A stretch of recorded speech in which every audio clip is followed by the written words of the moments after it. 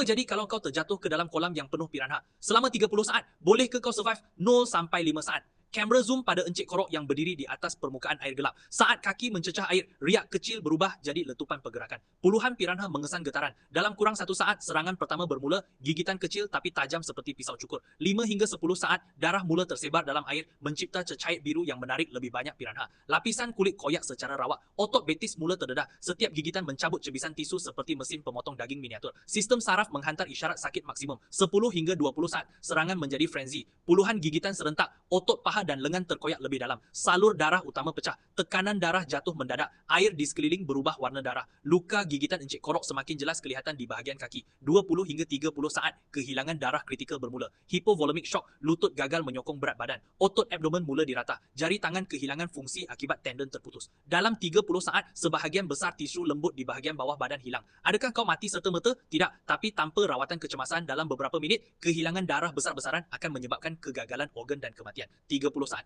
Itu sahaja yang diperlukan untuk mengubah badan manusia menjadi rangka separa terdedah. Jangan sesekali cuba ya. Kalau kau suka konten macam ni, jangan lupa subscribe, follow dan share.